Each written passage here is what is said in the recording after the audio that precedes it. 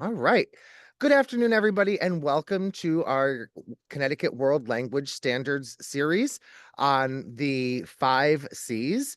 I am thrilled this afternoon to be joined by a Connecticut Colt Teacher of the Year and Nectville Northeast Regional Teacher of the Year, Trudy Anderson, who is going to spend some time this afternoon talking to us about the community standard. Just a reminder, this is part of our six-part series on the five C's, and there is a full day workshop coming up at the end of June. If you're interested, registration for that is available online at this time, and we would be thrilled to welcome you in person as well. With that, Trudy, I'm going to turn this over to you. All right, thank you very much, Jimmy. Okay, thank you for waiting for us while we worked out some technical difficulties. And I am happy today to be presenting with you about engaging students in their communities. I've always said that the community, oh my goodness, it's doing the same thing again. Um, I've always said that for me, the community standard is the my favorite standard to work with, and I'm very happy that I work in New Haven, where we actually rewrote our level one curriculum to match the community standards, or the community standards is the overarching theme of how we rewrote the communities, our curriculum for level one. So our community standards are really well aligned with the ACTFL world readiness standards in Connecticut.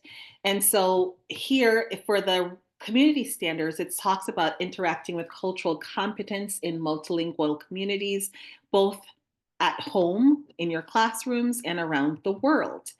So for me, the community standard is the reason for me why I think the students want to take a world language.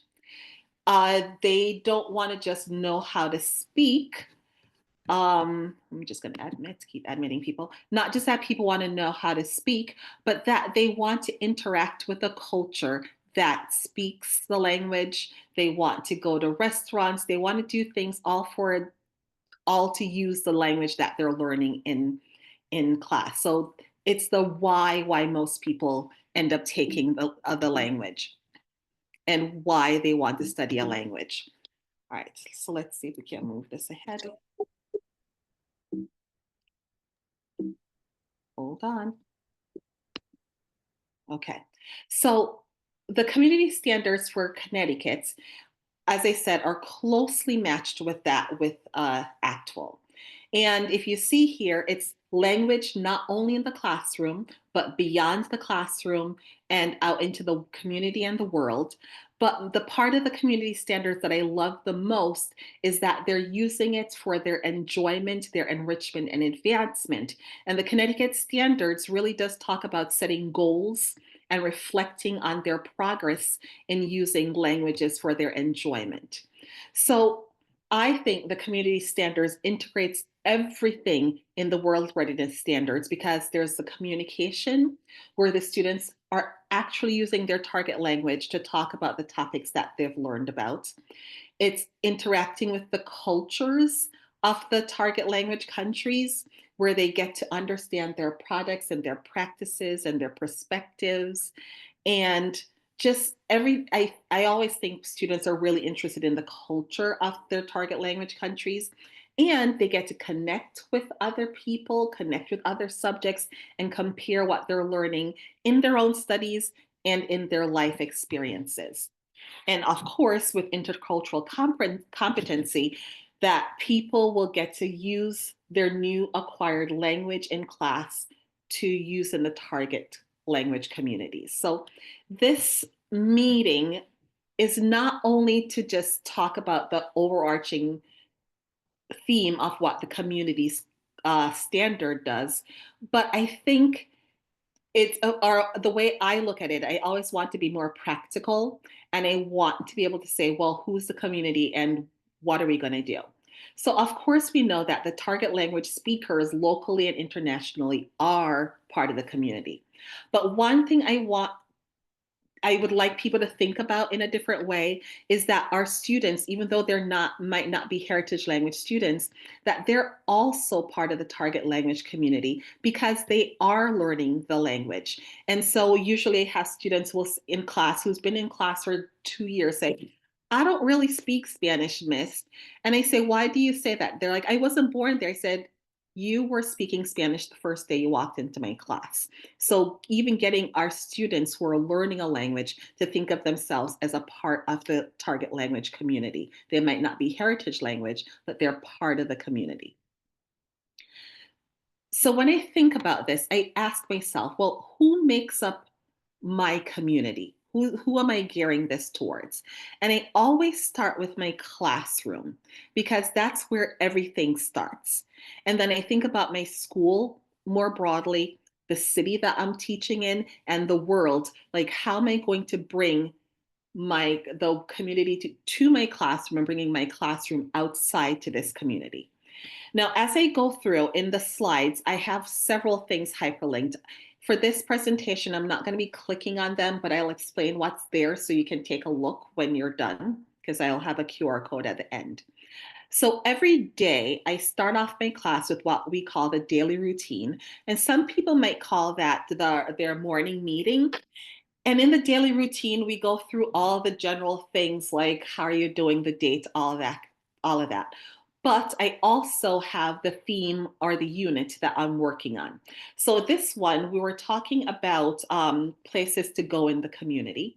And what I did was I used pictures from around our school. So when we're talking about a church, it's a church that's down the street from our school. When we're talking about a park, we're using the park that they go to because I want them to understand that what they are doing in their regular life isn't necessarily divorced from the language that they're in.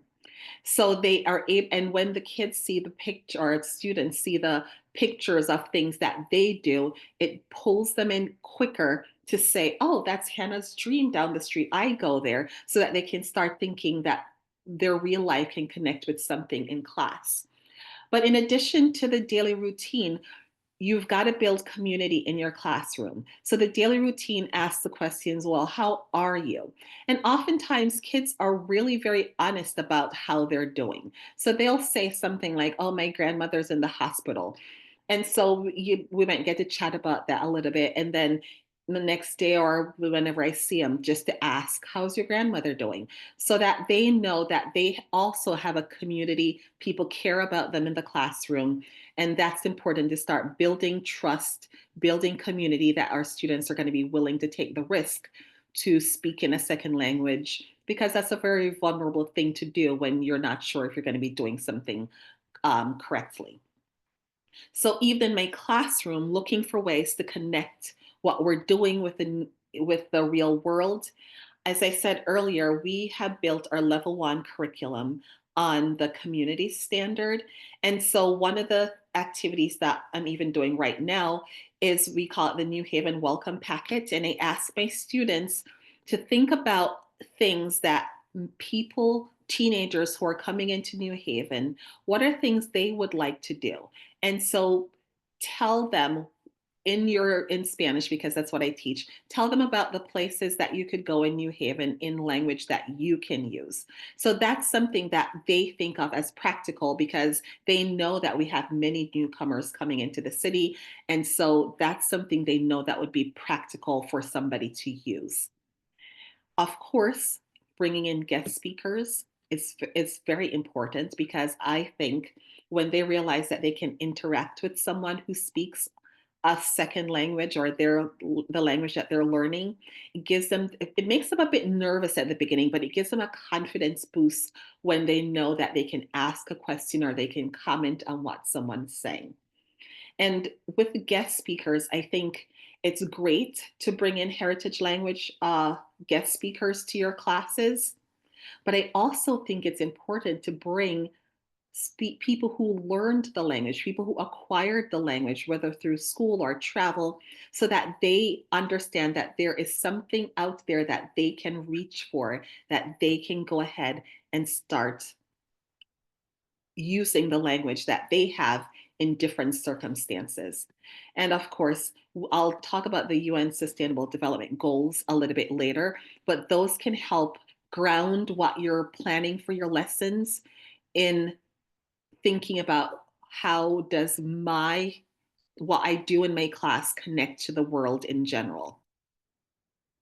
Um, I'm the only language teacher in my school. And so I partially have to do some PR for my language because I'm the only person there. So I have to think about how to be more visible. And I know in Connecticut, a lot of teachers are the only ones in their building, especially if you're in elementary and in middle school. So we need to be visible to make everybody in our school community know that we are here. So here are some of the ways that I've tried to be more visible with my language in my school. Now, granted, I've been there for a long time. They know I'm here, but I also still try to advocate for a language in my school. So we have a growing population of Spanish speakers in in our school family, and many of them do not speak Spanish. So a few years ago, flyers were going home, and they asked, "Well, could you make flyers to go home about the gingerbread house and the food drive?" And so I harnessed my students and said, okay, you go ahead and make the flyers. We're going to choose three of them, and those are the ones that were going to be sent home to the parents. Now, of course, they were saying, oh my goodness, we're sending things home to real Spanish speaking people. And then they put their best effort into it, but they realized that what they knew was going to be something useful for people in our school community. And so those are two examples that I gave you, but there are plenty of other things that you can think of that your students can be directly involved with pushing things out to their school community. Many schools, especially I know in the elementary and middle school level, they usually have different uh, I'd say like town halls we call it in our school, but they where they present what they've been learning on during a specific time, whether it's Black History Month, Women's History Month, Hispanic Heritage, whatever celebrations they're having. And oftentimes people might not think of the world language classrooms as people who are of the classroom would be the one that would present to the school. And I say that for everything, world language teachers need to be present. They need to put on show to the school wide community that we're doing things that are valuable also, so that parents can see it, students coming up can see it, and that will help preserve your class, but also advocates for your language in the school community, so that if anything happens, your class is going to stand out from the others. So one of the other things we did was a water conservation project, and the kids put up posters and they created infographics which talked about how people could conserve water. Bulletin boards are really eye catching to a lot of students. And I think, especially advocating for your students and helping them to see the world on their bulletin boards is extremely important. So, one of them I did was March Music Madness. And we made a bulletin board with all the brackets, and kids just kept coming by, even kids that weren't taking Spanish coming by, looking at all the artists, looking at the songs, talking about it. And I think it's important because it's eye catching, and the students know that music is part of the world, and bringing the music to the students so that they can listen to music that they normally wouldn't listen to. I think that something like that's very important. And showcasing work that they do in class. Don't keep it all in class, put it outside for all the students to see. So I showed one here where we just recently learned we're working up on talking about Panama and molas there. And so students created molas. So I made a bulletin board with the molas, put it out there so that our schools community can notice it. The students in my class can feel proud of their work and show what they're learning to other people. So here where I said target language in the real world, When we send in New Haven, we ask the students to go out because to talk to people in their target language, whichever language it is, and we have several languages represented here, so it's might be easier for our students to go into the community to talk to people. So one of the artifacts that I have here is a little paper that says, "Hi, I'm a student in New Haven, and I would like to practice speaking Spanish with you, or French, or do sign language or Pashto or whatever it is that we're teaching." And they can go out and talk with someone, even, just 30 seconds, it doesn't matter. And they have the person sign. And I usually give the students a little reward because they took the risk to go out and be brave and to talk to somebody else. So I think we can do a lot in our school communities to help the kids feel more confident to push them out into the community to try to speak the language. Now, before I move on, does anyone have a question or a comment that they'd like to make?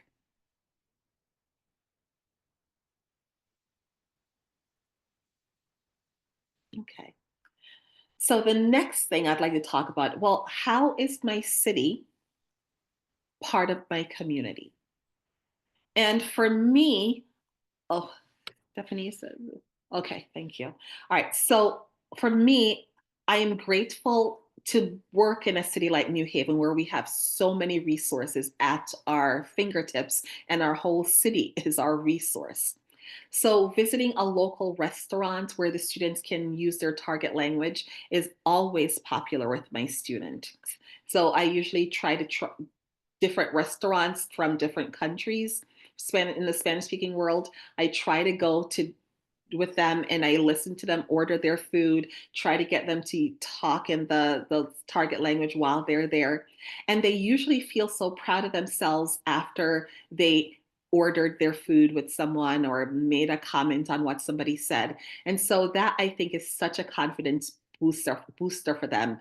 And just even getting them out of the regular I eat this kind of food and them being willing to try something else. So that's one very easy way to get them outside of their classrooms into the communities.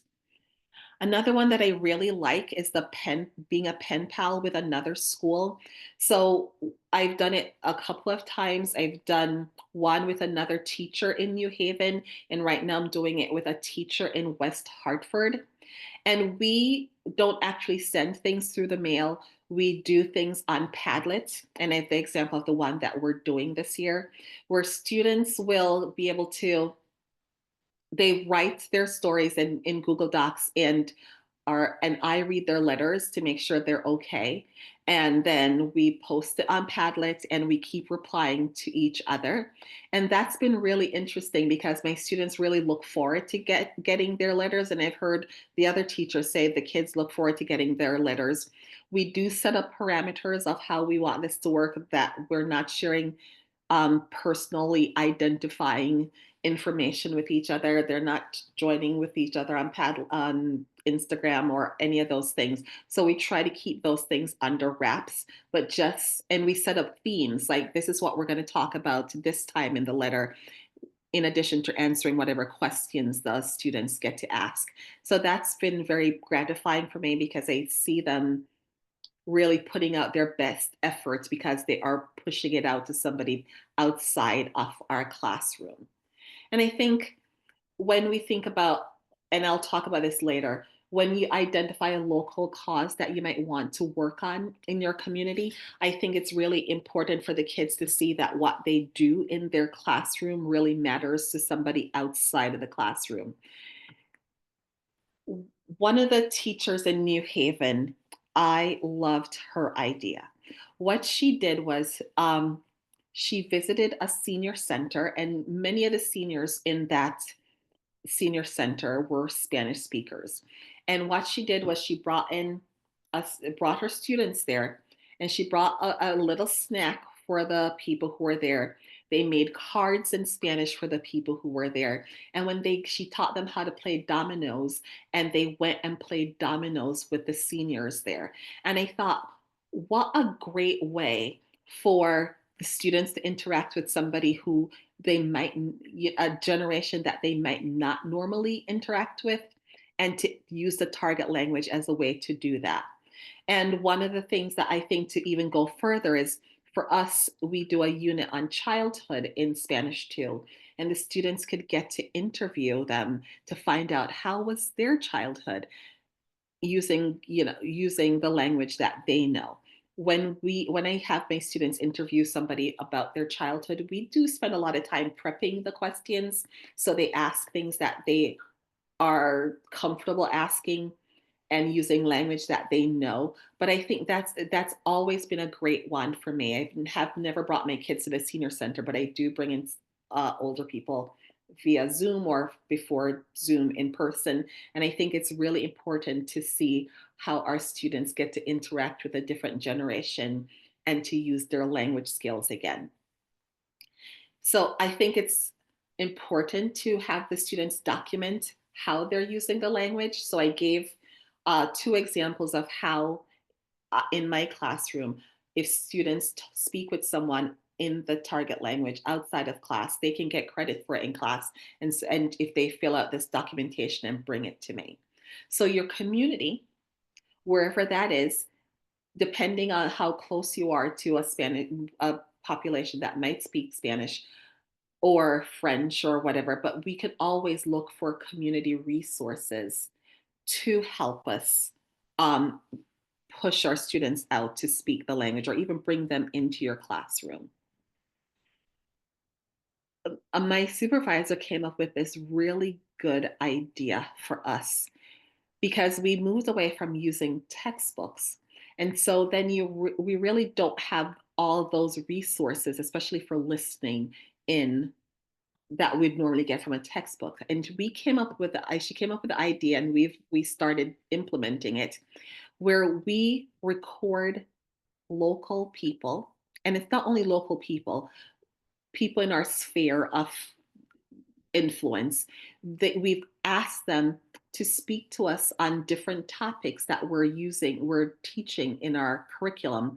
And we asked them if they would like to be recorded with a video or just audio on each topic, and they're speaking about it.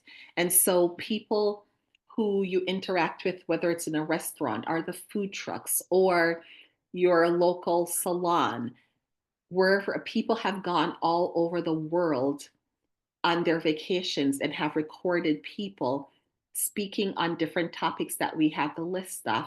And then we put it on our website. And when teachers want to do recordings, we're using those recordings.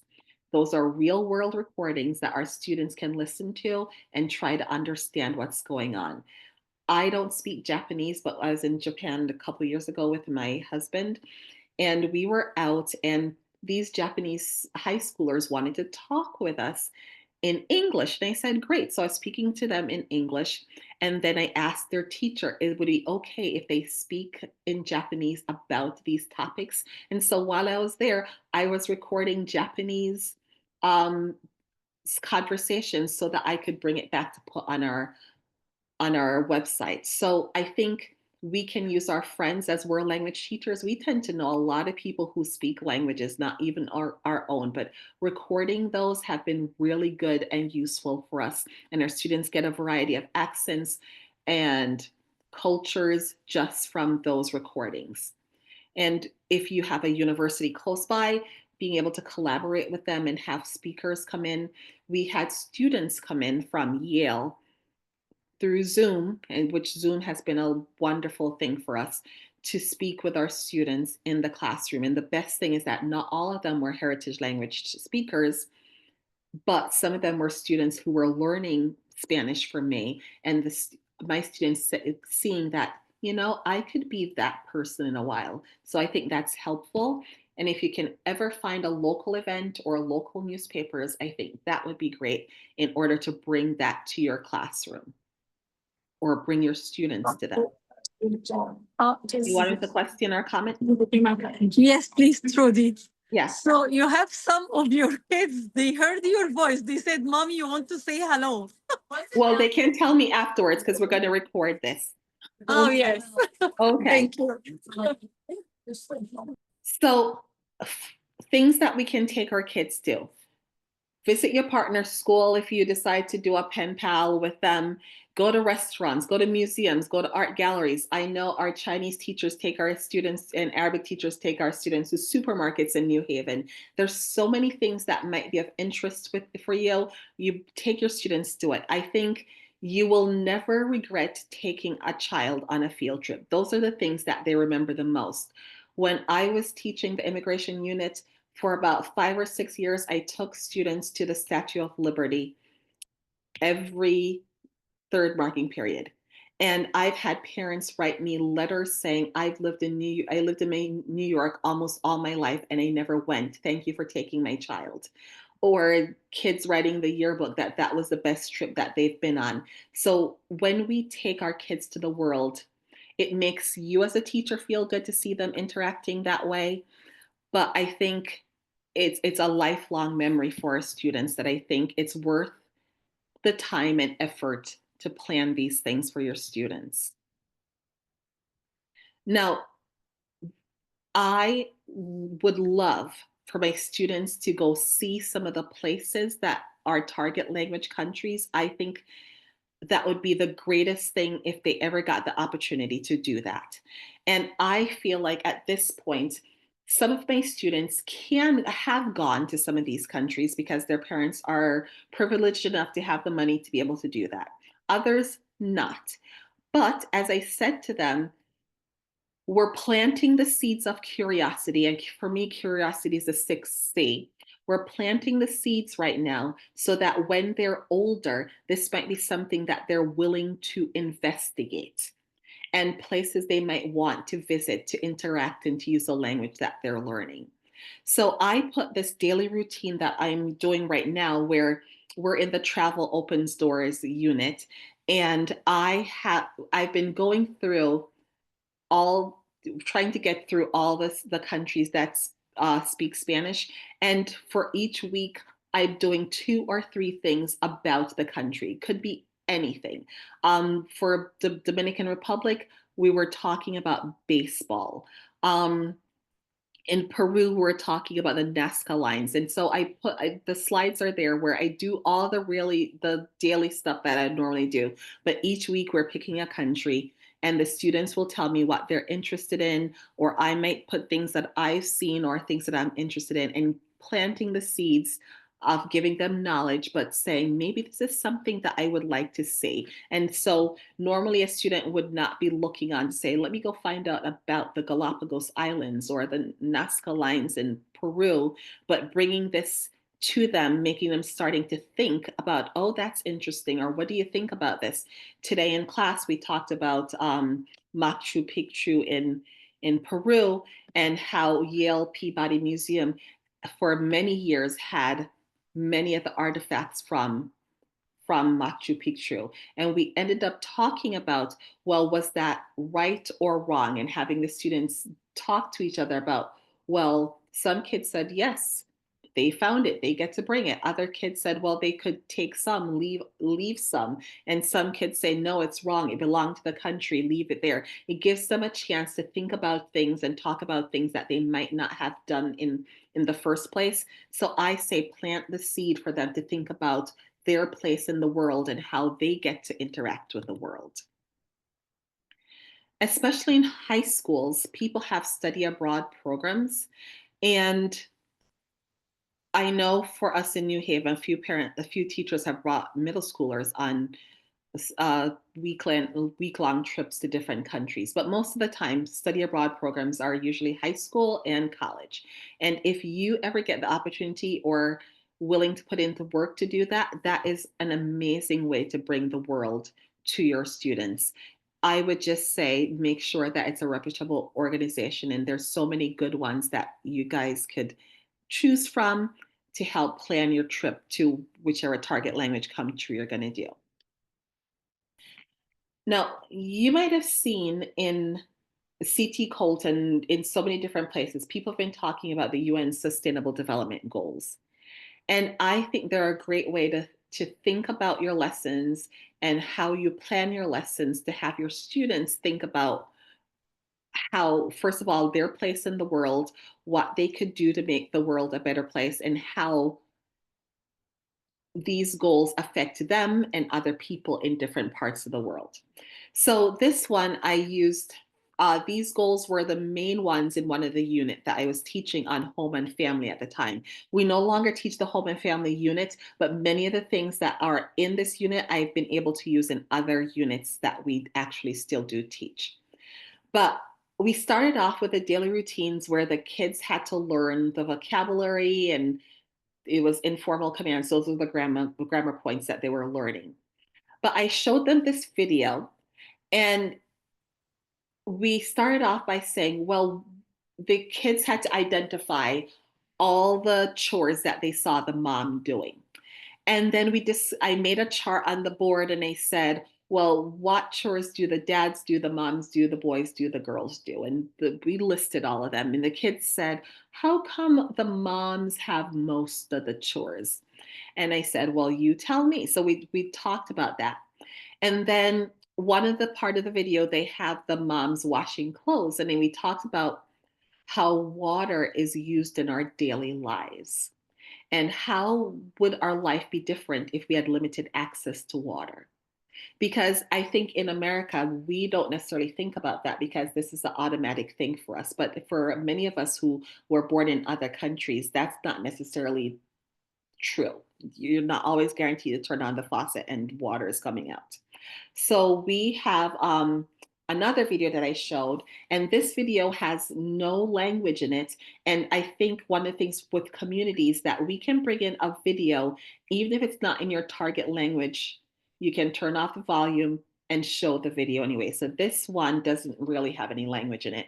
It shows a young lady who goes on a water walk where she takes up to, I think, 6 or 8 hours to get water for her family every day.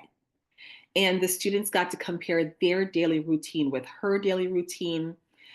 We read infographics about conserving water, and they made a poster about the water conservation that they thought, well, we just use water really crazily. How do we conserve water? And so that's that was led to so many different things for us in that class, because when we talked about conserving water, then somebody came up with that whole idea that to make jeans or to make your clothes, it uses a lot of water. So I found this video, an ad for Savers. It's a thrift store like Goodwill, I think.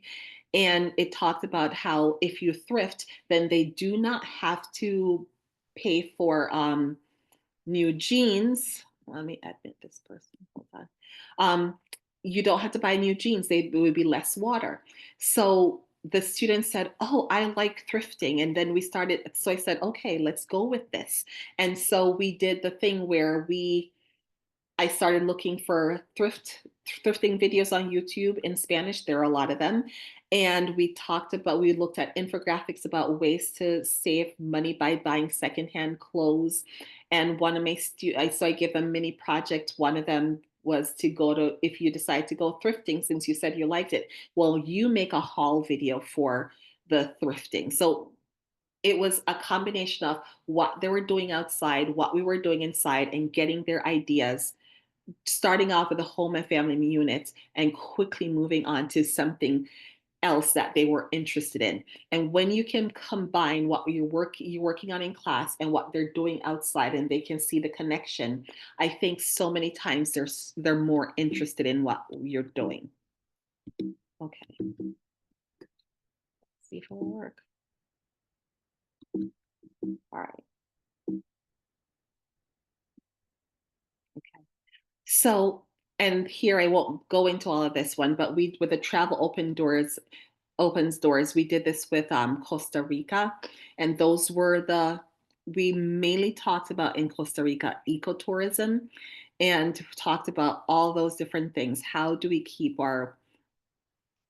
they talked about how Costa Rica reforested a lot of their places, and how do we live on land? How do we have clean energy? Because they have the volcanoes do power some of their plants for electricity. So all those things we end up talking about. So you can use the sustainable goals as a launch pad for how you plan your lessons.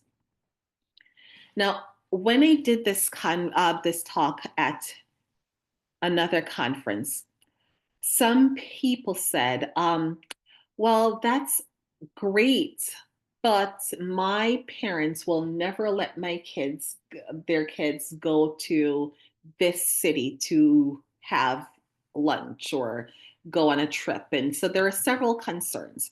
Or I had people say that I live in a really rural area, so it would be hard for us to be able to even make a connection in another community. And the cost, of course, because if you're going anywhere, it's going to cost money. I think for cost, usually for me, when we're going to a restaurant, for example, we've been able to negotiate decent prices. I will just say we have a limited menu. We don't want everything. We pick what we're going to eat, so we keep the prices manageable. Sometimes your PTO will help sponsor a child to go if he or she can't afford it. I've paid for kids to go on trips. So I think the cost is something that's surmountable if we make the connections and ask people, because some parents in our school will be willing to sponsor another child just because they want another child to go on a trip. So these are things you can always ask.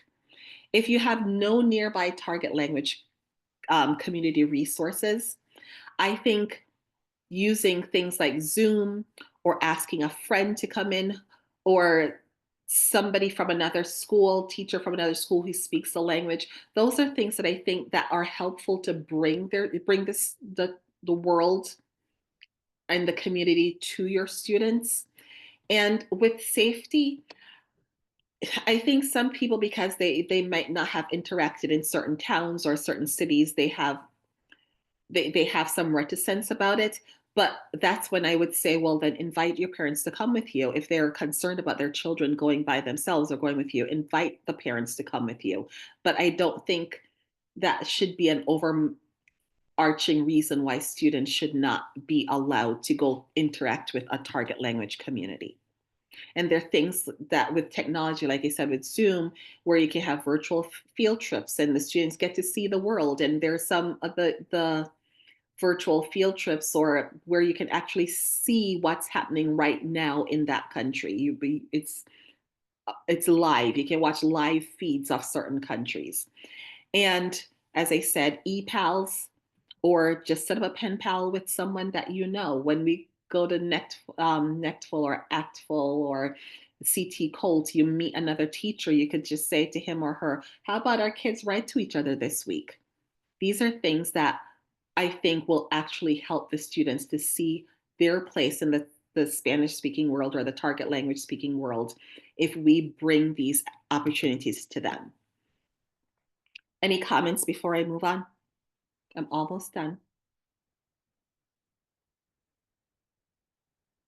Okay.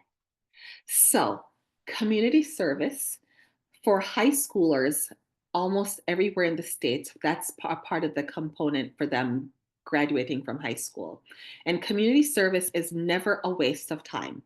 And what I love about the reasons why community service is very good is that for these two reasons, that it provides a better perspective of the world and our place in it, and it connects the school to the world, which is what we want. But we want to connect the school to the world in our target language. Some cautions that if you're going to be doing fundraising and donating to charities and all of those things, that first you get administrative approval and that you check the charity ratings, because you would hate to be giving money to somebody where the 80 cents goes to administrative fees and only 20 cents of the dollar goes to the actual charity. Some places have restrictions on the ages of the people who come in. So depending on what age group you're teaching. And I would say that whatever it is you're going to do, make sure your students have buy-in in wanting to do that. Um, so here's some things that we talked about in New Haven and in my school. So, like I said, sending flyers home in the target language to the parents, I think is really great. And have the kids do that. If they're school-wide activities that showcase something being done in the classroom, we have to be there. One of my favorite ones is this one about an activity for younger students. So, again, this was an idea from students, and I've done it every year since. So, the kids, the first year I did it, the students were in kindergarten, and now I did it again. This year, and those kids are now in seventh grade. So that's, I think, 8 years in a row or something, where we in Spanish 2, we were doing the childhood unit, and the way I choose to do mine is through doing fairy tales with the students. So they're learning the grammar points, present imperfect, but learning how to write a story. And so the students suggested, well, why don't we act it out, Mrs. Anderson?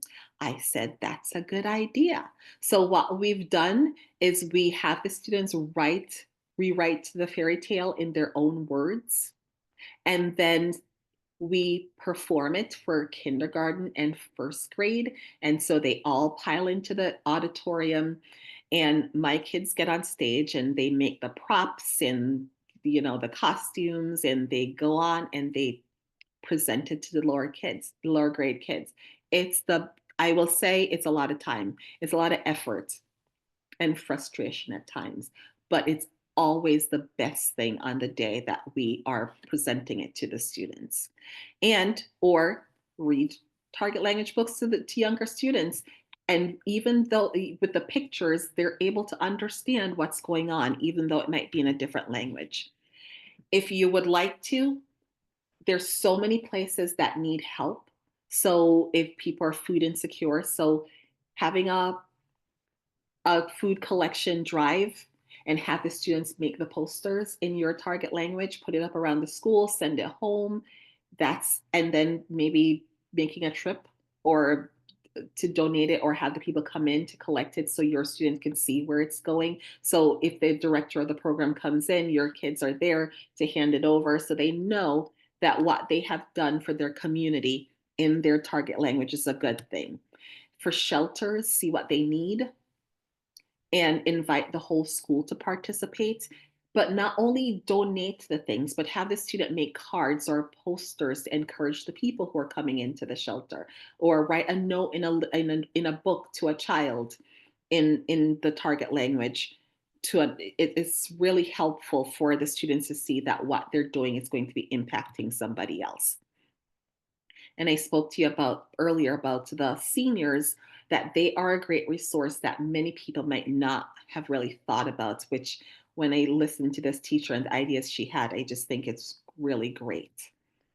And of course, if you want to do an international charity, I know several people have done these. Again, just check the ratings to make sure that they're reputable. Now, depending on how you feel, some people feel like they have to grade everything.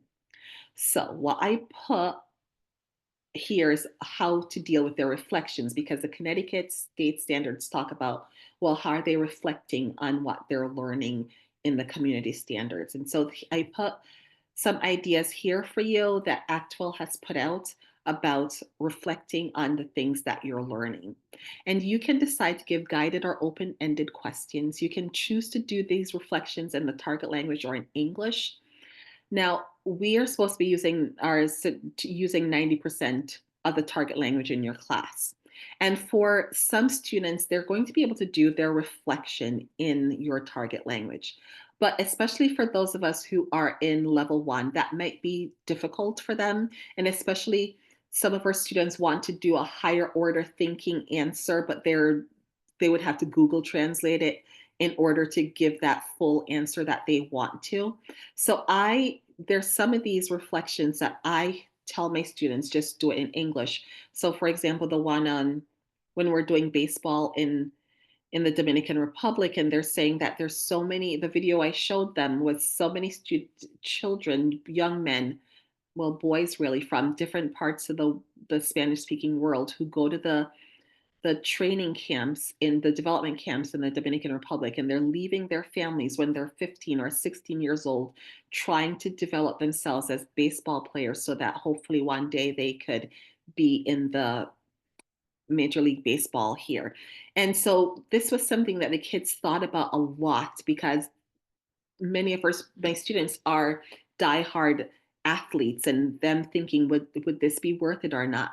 And I knew they weren't going to be able to say all they wanted to say in Spanish, so I had them reflect on that in English also. So in your 10%, this might be something that you would like to use.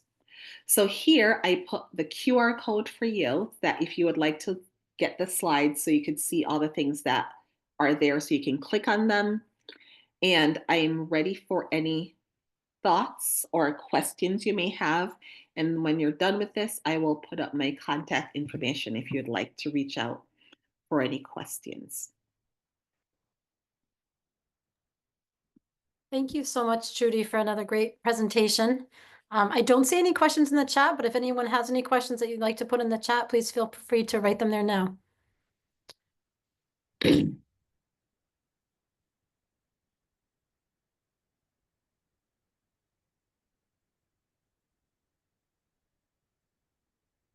Well, thank you. Thank you very much, Trudy. We really appreciate your time and appreciate all of you joining us today. We hope that we'll see some of you at our in-person Summer Institute on June 25th. Okay. Bye, everyone. Bye. Thank you. We made the time.